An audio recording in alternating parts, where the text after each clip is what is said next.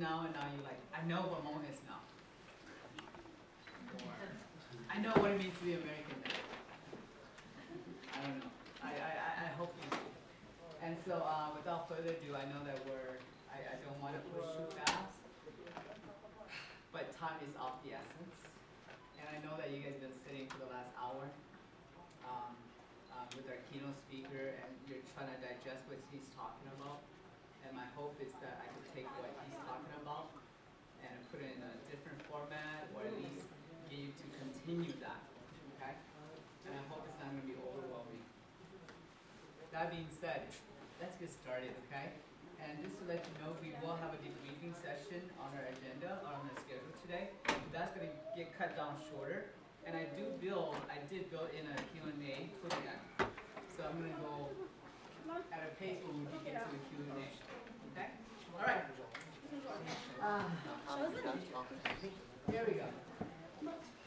It is a good afternoon. Like a keynote speaker, you have to give your credits when credit's due. I'm honored to be here. Okay? Without these amazing people, without this fine institution, without this the student organization, I would not be here. And so I have to give them thanks. So thank you for reaching out to me, the Hmong Student Association of UWEC. But even if they invited me here, if you're not here, what is the purpose? So I gotta thank you, each and every one of you, for being here. And so, quick overview. Those of you who read my little statement there, the abstract there, I do teach. I'm a high school teacher. And so I like my students to know where we're going each day, so that you kind of know, oh, Seexeng at that point, we're almost done. So anyways, that's our agenda. Simply going to go through what is art in general, so that you guys know the context in which we're speaking of. And then still we do see.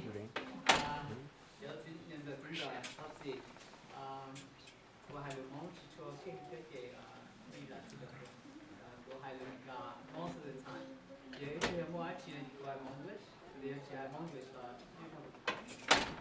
So we're going to move on, just like that, and there's a Q&A at the end.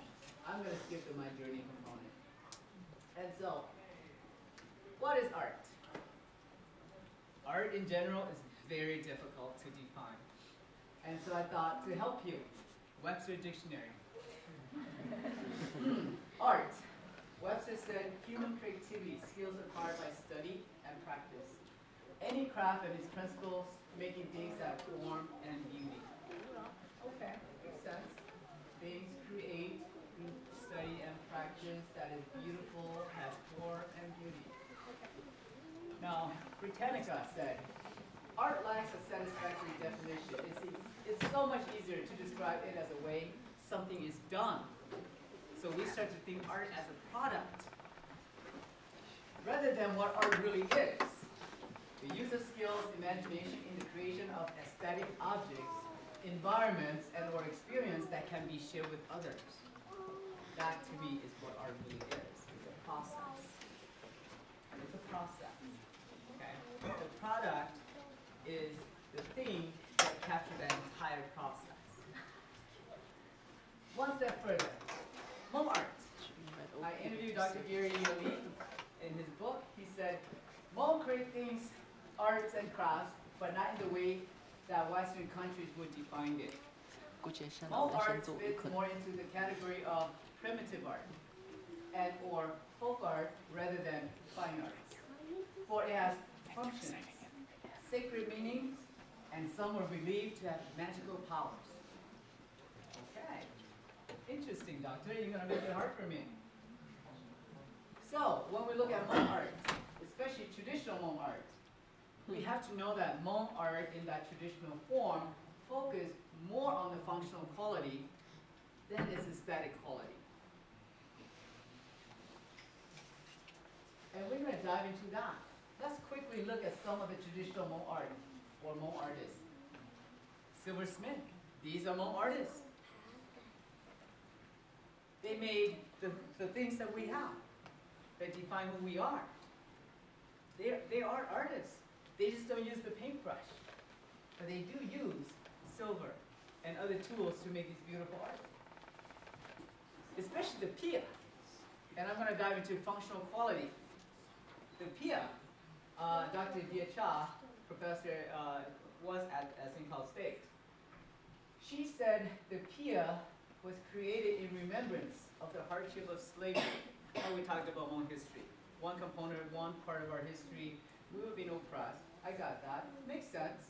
The second one, the pia is a sacred place for the spirit. Because we believe that we have spirits with us. We have 3 spirits. And so the dupli, our spirit, move away from us, we get sick. And so we have to call the shaman to come in, use chicken, use eggs, use cow, use pig, whatever, to bring the spirit back, and then we'll better. And so when it comes to the pia, the functional quality of this beautiful art piece is to keep our spirit with us so that we're not sick. So you see the aesthetic? It's beautiful, right? Look at the intricacy, craftsmanship, but it has a functional quality, which is to keep our spirit with us. Blacksmith. Look at the Hmong knife. It has functional qualities. And it's very beautiful because it's different from the other type of knife. We have weavers. Functional quality. And beautiful. Gutsia. We mentioned that. Gutsia is a beautiful art form. Does it have functional qualities? Does it? Do you guys know? Of course it does. We're not supposed to interact. So for me to express my love to you, I express it through gutsia.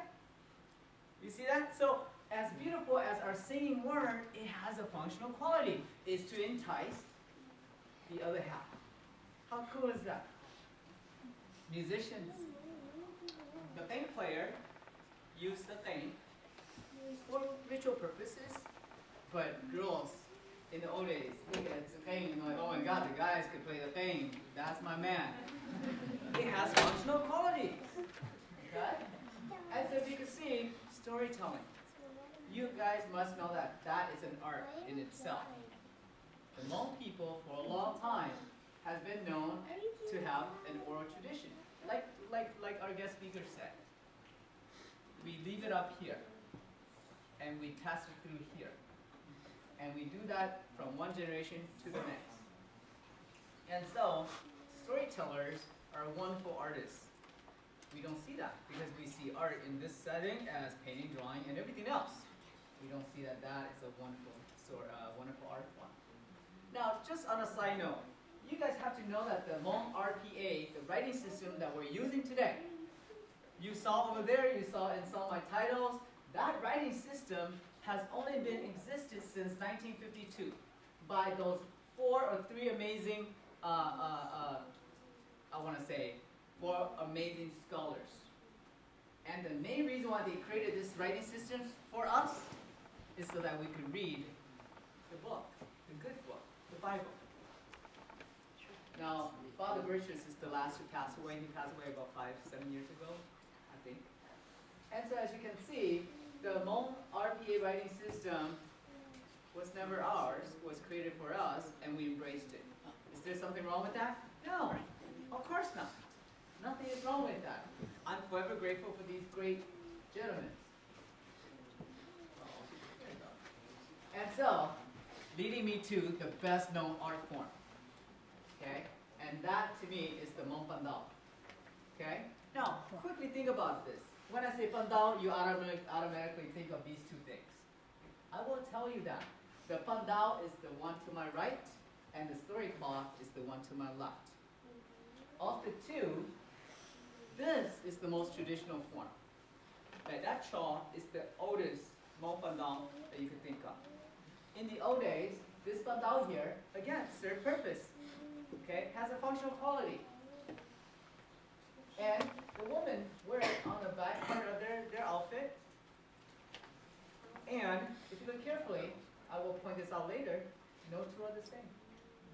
And I've learned that in the old days, the mom spent so much time and energy to create one, and she wore it all the way until it's worn out, or almost worn out.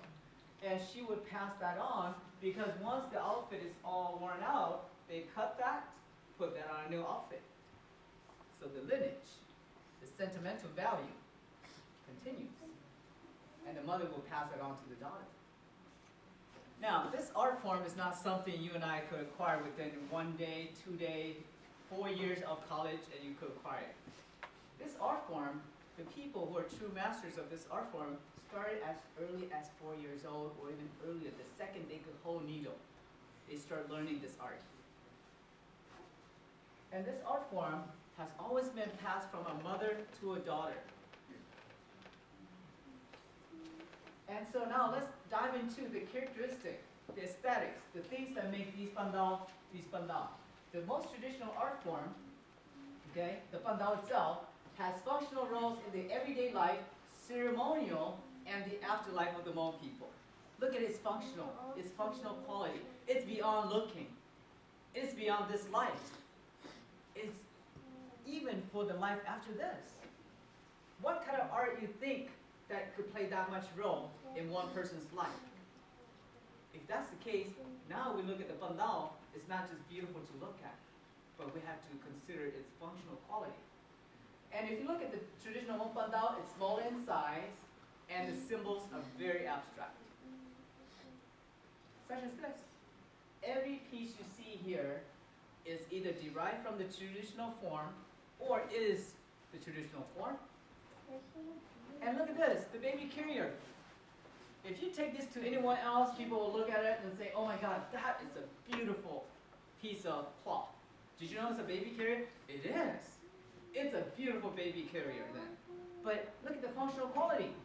We don't just create beautiful artwork to look at. We create beautiful artwork to get used, to be used.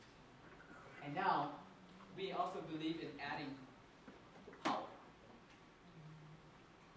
If our baby carrier is intricate, beautiful to look at, and it's flower cloth, I get to that, and we carry our baby in it, and then we put a boy's hat on top, which is gorgeous as well, then we're saying, oh my God, if the baby, weaker spirit, right, because they're so new, they're so fresh, they just came to this world, and if we put a hat on top that looks like pandao and so on, and we put a cloth on to carry the baby, then you can see all these beautiful intricacies, then that means evil spirit that just hover around, all they see are beautiful flowers to us, flower cloth.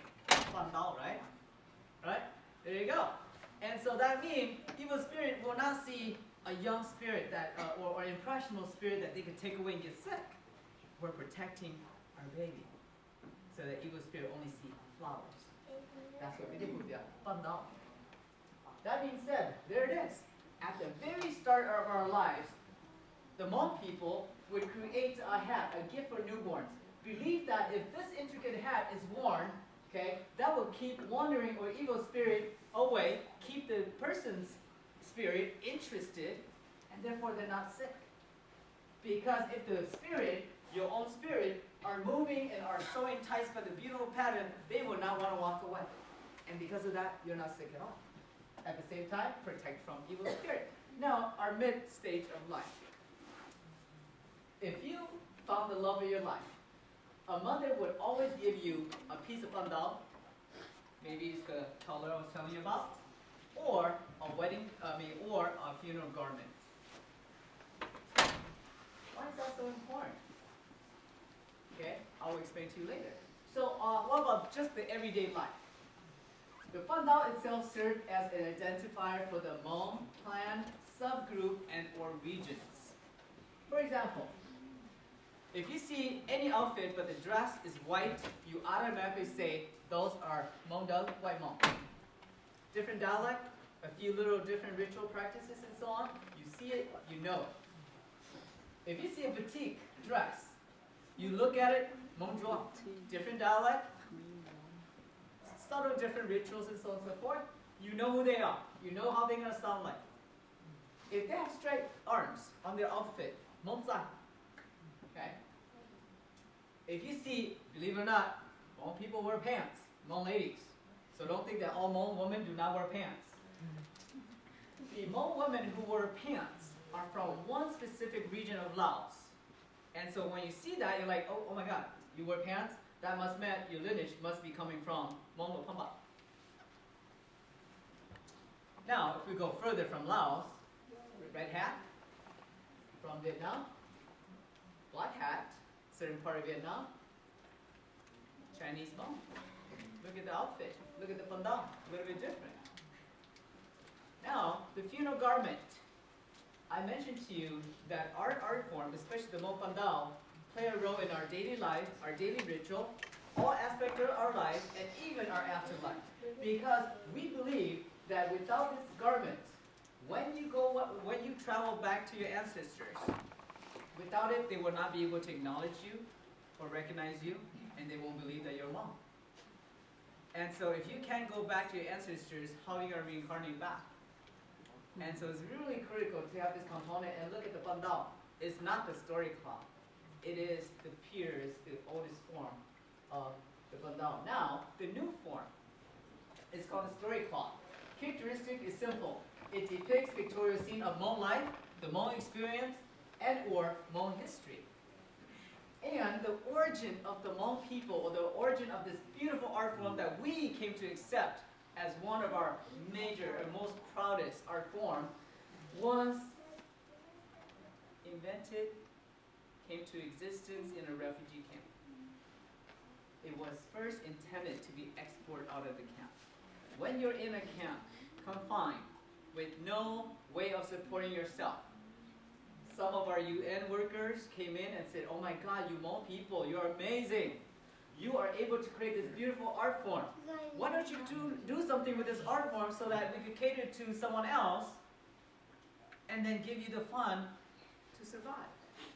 So what did we do? We took it and we fly with it. And so if you look at the story cloth, the story cloth is meant to capture and or tell story of the Hmong migration. The oldest form is about the Hmong migration. If you see pandang that depict war, depict us crossing the river, depict our life in the camp, that right there is the oldest art. The oldest story cloth. The one that teaches and talk about our experience here, they're not as old. And so see, look at that. Crossing the river, war, and so on. This form is the oldest story cloth form. As it starts to evolve, it starts to become more aesthetic. You can see a combination of the two now. But majority of the story cloth is not small, it's not intricate, it's large, ginormous. And the beautiful about the new thing now is it starts to lose its functional quality. It's meant to be looked at.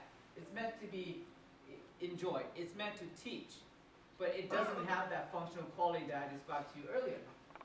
And so now I'm going to go off tangent for a little bit. Quick background for those people who don't know anything about this camp. Home of the story cloth is actually Bamina refugee camp in Thailand. An expert came to visit this camp. I happen to be not born in the camp, but I grew up in the camp. And when you grew up in a very confined setting and you don't know anything else, you accept that as it is. You don't know if it's bad, you don't know if it's good, because you don't know what else.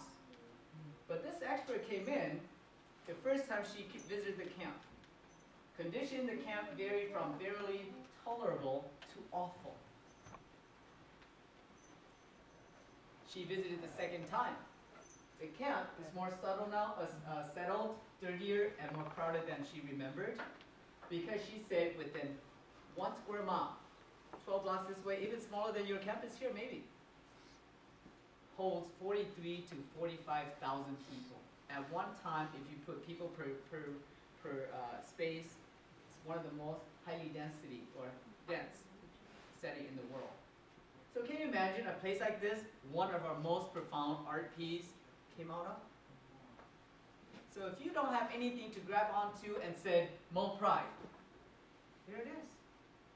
You don't need to be proud of something, there it is. And if someone say, Hmong people, you guys suck, you don't know crap, what is there to be prideful about? Here's something for you to be prideful about. Despite all these adversity, one of the most recognizable, beautiful artwork came out of that. So you must say the people that created these things are resilient, are amazing. So, shared characteristic between the two, really quick.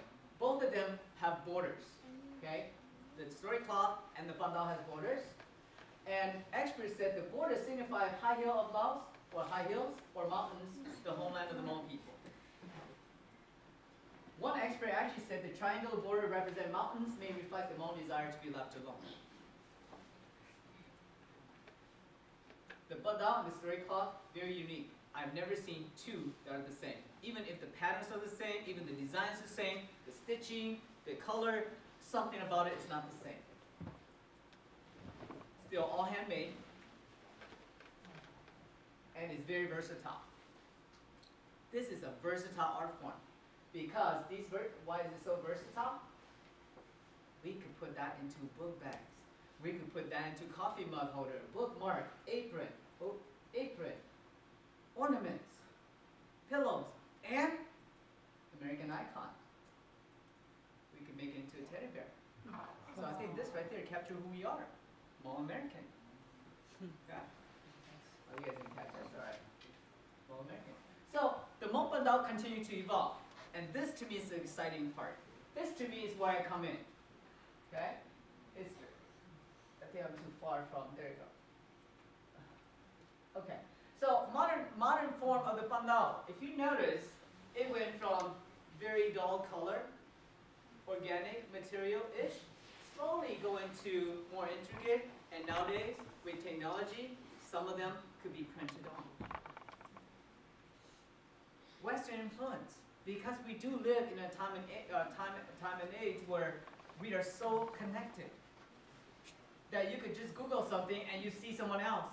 If I go to China and you're here and I want to see you, all I have to do is get on Skype and I can see you. So we are being influenced.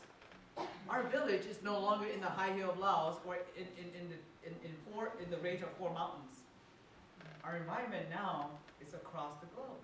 And so it's only fair to say, yes, it's evolving. And we are being influenced. So here is a picture of a Hmong girl in a more like Laos or Thailand setting. And she's wearing the Vikings color. Sorry, Wisconsin. yeah, you didn't catch that, but I purposely put that there to say, yeah, see, she loves the Vikings. So my point is, due to Western influence and so on, things change. Cultural compromise. There are certain things that we do that we have to compress and we have to do differently because of the place we're at. That changes our art form as well. And so now, guys, contemporary Hmong artists. This is what Dr. Gao Li Ya in California said a few years back. One sentence in there didn't sit well with me, but the rest is pretty good. I realize that Hmong modern visual artist is still searching its identity and way to originality. Okay, I got that. The separation between modern and traditional is an ocean across, an ocean to cross. The generation born in the United States is questioning their Hmong American identity and seem not yet capable to express in terms of art, language of identity, etc. As for their parents, okay, most of them don't practice this art form anymore. They would rather get it from somewhere else. We are not yet capable? Is it really that far across? Let's play. I am an individual who believes that yes, growing up is too hard to be Hmong. You go home. I'm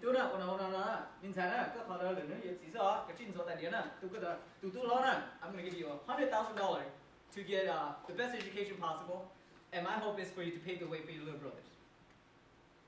What if I'm number 10 out of 12 kids? By the time my dad got to me, oh son, I'm tired. What if I have just all girls? So for me, I go to school, I speak English, I learn everything there is about how to be an American, how to survive in this society. And my parents actually say, good, son, go. We will cook for you, clean for you, just go and bring home straight A's. They never said to me, go over there and speak Hmong. They would always say, whatever you do, remember. That's it. And so, at one time, it's really hard to be one or the other. It's too hard. I think some of you know that. So what did I do? I finally said, oh my Lord, I was given a gift. Many may say that living with the collision of two cultures is a burden because you can't be good at one or the other. And I'm saying that is I was going to say freaking.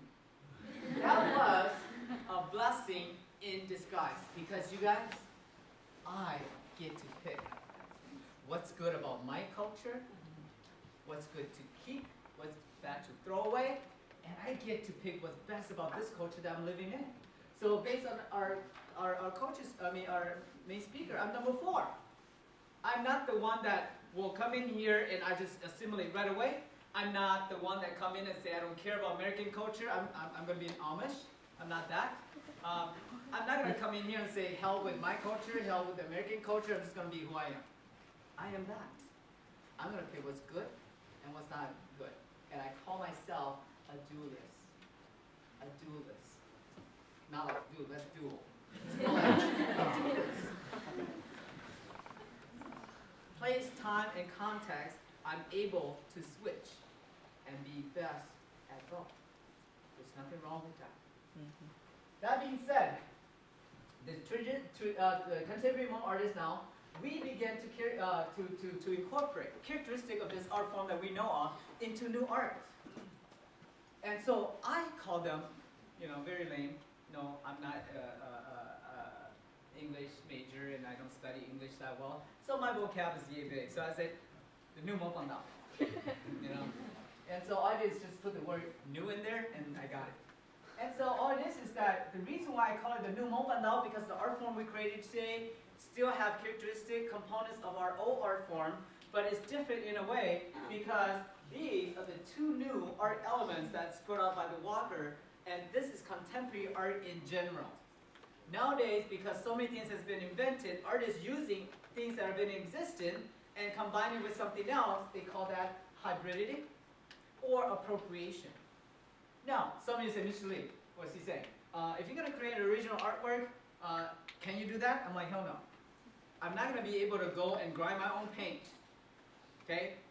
Raise some, have a garden full of cotton, and then pull the cotton out and make my own canvas, and then paint from there. I can't do that. The paint I bought is already made for me. The canvas I bought is already made for me. So the idea of going back and start from square one is impossible. And so with this idea in mind, and with another idea in mind, please, you all know this. Change is a natural progression for all things to remain viable. If you believe the Hmong culture needs to remain viable, change must occur.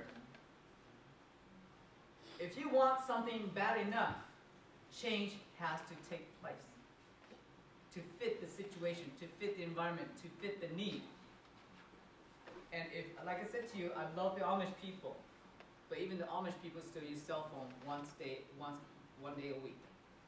If you still want to say Hmong people don't dress like me, I say go back to Laos. Go look at our brothers there. They dress like us. They have cell phone. They have satellite dish. So my point to you is to go back and think that to be Hmong, I have to dress in traditional Hmong clothing every day. Even our brothers who live in that setting don't do that anymore.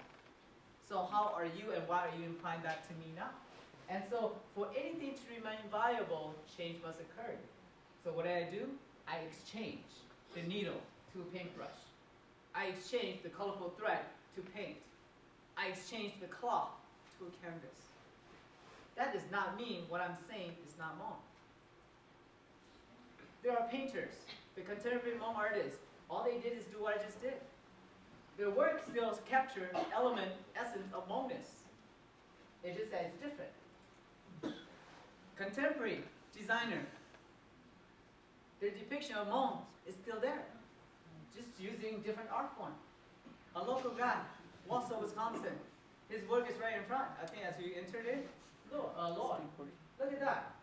A Hmong girl with tennis shoes skateboarding.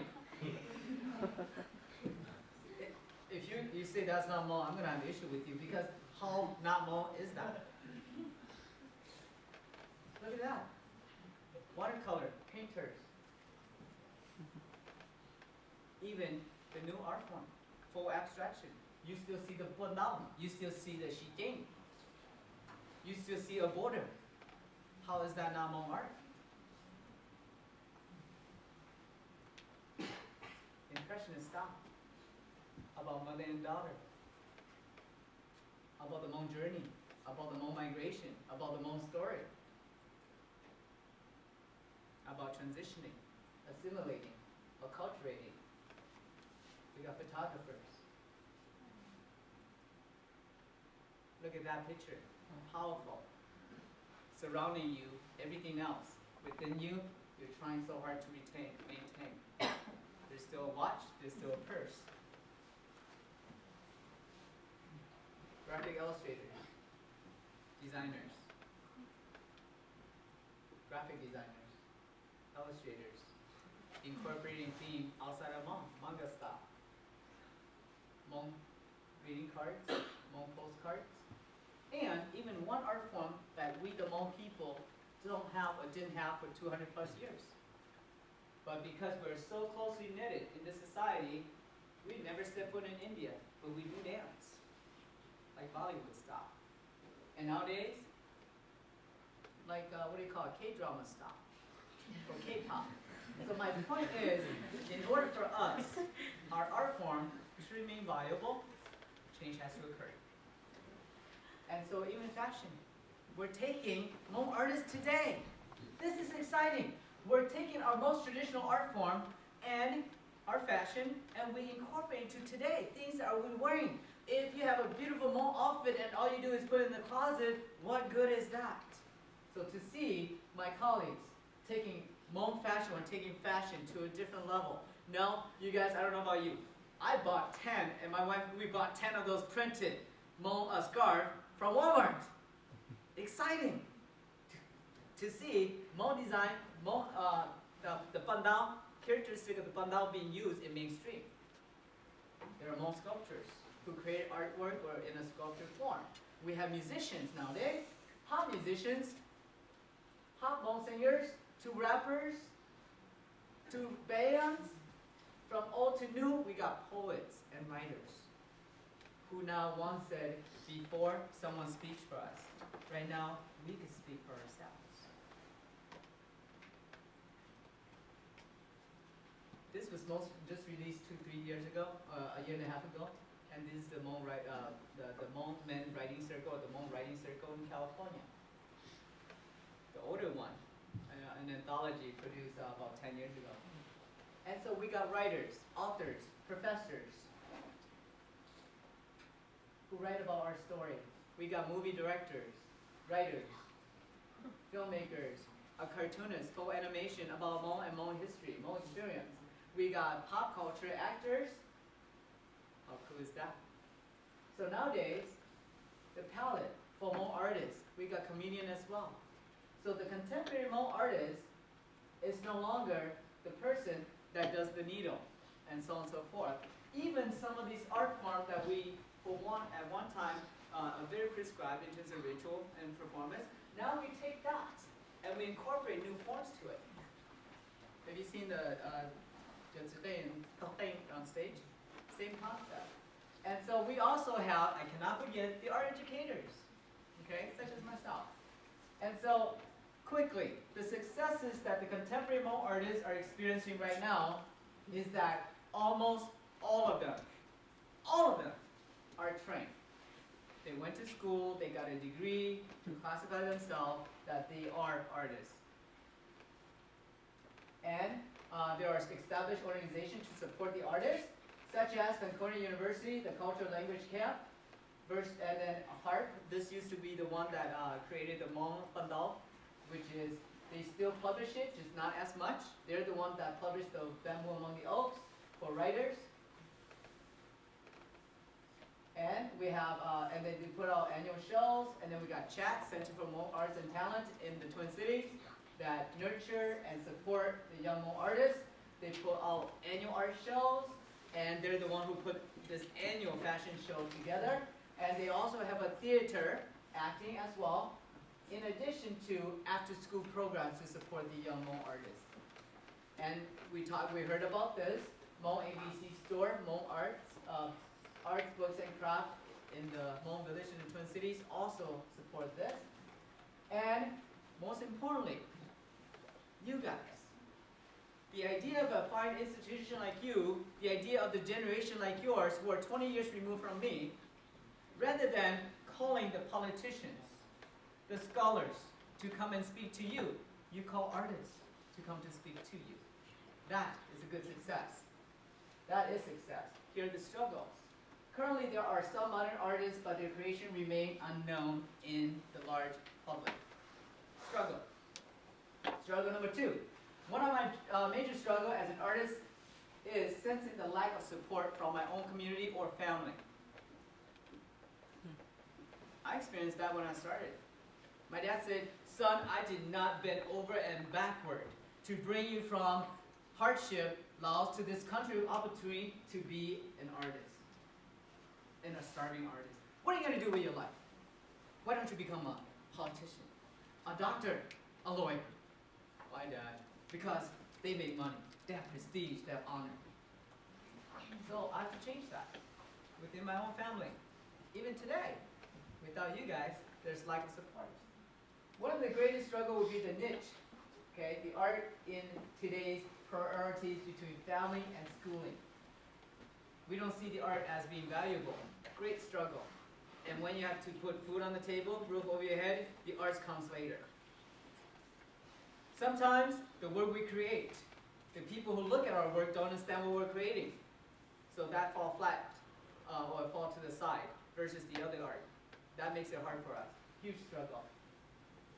And obviously, there's never enough money to go around for us to make a living out of this. And so in closing remark, Dr. Gary Lee said, "The impetus has been started and cannot be stopped. Hmong art will continue to diversify and take new directions in the next few decades, thus enriching the Hmong culture rather than enriching it."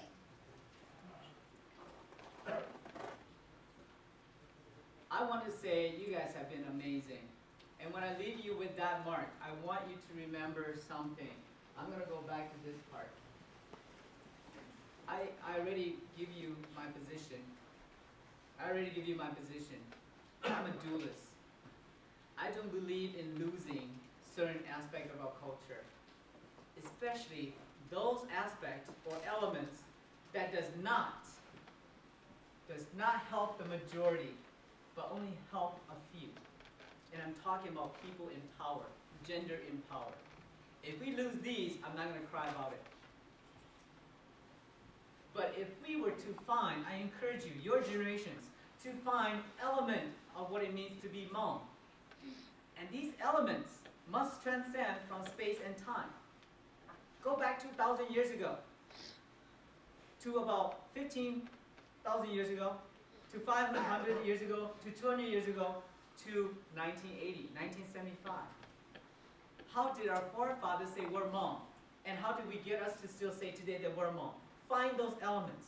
Those, to me, are the things worth preserving. Everything else is not worth it. If you don't know what I'm saying, specifically, the idea that the Dulmona should be we gotta let that go. The idea that I have to have a boy, otherwise, I am going to, the second I found the gender of my child, I am going to discard it because it's not a boy. Things like this hurts. Segment of a population, and we need to change it. So my artwork is about finding these elements and preserve them. And some of you may not get it. Why did you say paint that rooster? Of all things, why did you put that halo behind the rooster? To me, that is an element that transcends from space and time. That ties exactly to the Hmong Paj Ntaub we discussed about. It has functional qualities. And I want to use that halo, it's 24 karat gold. And I painted this rooster because think about the rooster. When we're sick, we ask a shaman to come in. They use a rooster or a chicken. Every New Year, we tear down our altar, we put a new one up. We find the most beautiful rooster to make a sacrifice. When we died, the one animal that lead us back to our ancestors through all of the turbulence to get there is a rooster. And I've been practicing Hmong rituals all of my life, only until 2 years ago when I'm like, oh my God, I'm looking for Hmong elements. That is an element right there. So instead of stitching it, instead of putting it into embroidery, I just substitute with my paintbrush and so on. And I'm trying to say, so that now you see the rooster, you're like, think twice about it. That's why we're doing it. And the same thing with these things. Okay? And so my last thing is to say that. Now, because I kind of made you all feel sad, I'm going to boost you back up. All right? If you want to know a little bit about me, just seexeng.com. But more importantly, if you're sitting in this room, sorry you guys, you're standing.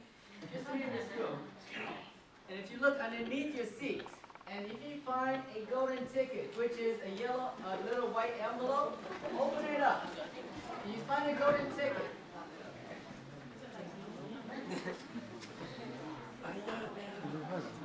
I'm not going to tell you where, why. I have a book. Very book that my work graced the cover. Anybody found it? Yeah. This book features my work up front. Put a little part of it, of me in there. And I will sign this book to you. So whoever got the golden ticket,